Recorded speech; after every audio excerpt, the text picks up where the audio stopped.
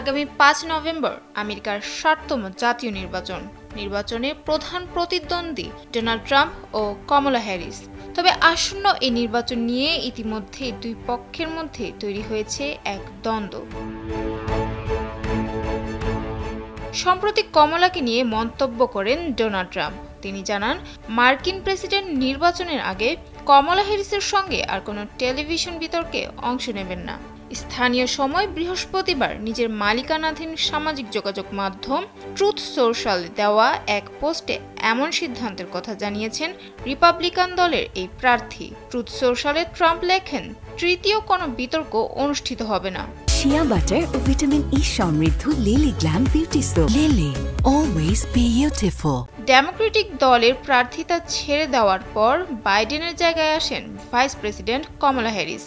গত মঙ্গলবার তার সঙ্গে ট্রাম্পের দ্বিতীয় বিতর্ক অনুষ্ঠিত হয়। বৃহস্পতিবার ট্রুথ সোশ্যালের পোস্টে ট্রাম্প জানান, জরিপে এটা স্পষ্ট ছিল যে মঙ্গলবার রাতে ডেমোক্রেটিক দলের উগ্র বামপন্থী প্রার্থী কমলা হ্যারিসের বিরুদ্ধে ট্রাম্প জিতেছে, আর কমলা এরপরই আবার বিতর্কের আহ্বান জানিয়েছেন। মঙ্গলবারের বিতর্কে কমলার আক্রমণে অনেকটা রক্ষণাত্মক অবস্থানে চলে যান ট্রাম্প। সিএনএন এর একটি জরিপ বলছে, বিতর্কে ট্রাম্পের তুলনায় বেশ ভালো করেছেন কমলা।